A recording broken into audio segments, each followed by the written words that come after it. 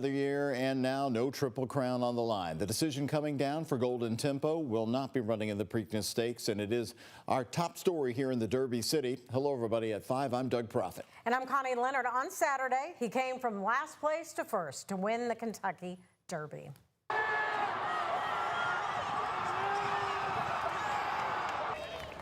Golden Tempo's trainer, Cherie DeVoe, said it's the best decision for the horse, giving him a little more time to recover after the Derby. Well, we're joined now by our sports director, Ken Spencer, to talk about the decision. You were there in the winner's circle. That's video from your coverage on Saturday night. Cherie DeVoe really never showed her cards. She was sort of hedging her bets. On Saturday night, right. She was feeling nothing but joy, but always said that this decision was going to come down in the best interest of the horse. Instead, Cherie DeVoe and the connections will point Golden Tempo towards the Belmont Stakes, which takes place in early June up in Saratoga. In a statement released on social media, DeVoe said, quote, "Golden gave us the race of a lifetime in the Kentucky Derby, and we believe the best decision for him moving forward is to give him a little more time following such a tremendous effort. His health, happiness, and long-term future will always remain our top priority," end quote. Since winning the Derby, like we said, DeVoe has maintained these last few days, both on the backside of Churchill Downs and at her barn at Keeneland, this decision will be about the horse. On Sunday, DeVoe was asked if moving the date of the Preakness back, which has been long debated, would make the decision easier.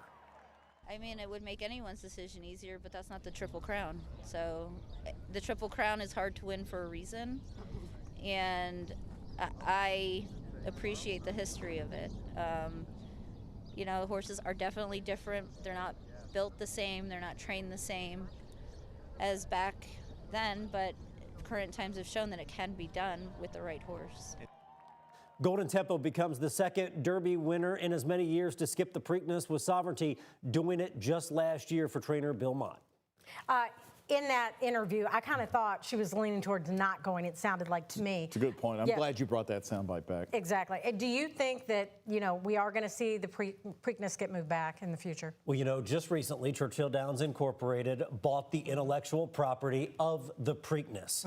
I would imagine with Churchill Downs, you know, having that property now, it is probably in all likelihood, whether it's next year or the year after, that the Preakness does get moved back, because I think you're starting to see, you know, like Sovereignty did it a year ago. You know, Mystic Dan did run it back. Mage did run it back in the Preakness. But Rich Strike, when he won the Derby, he did not. You're starting to see that more and more. Right. And it's best for horse racing to have the Derby winner participate in the second leg of the Triple Crown.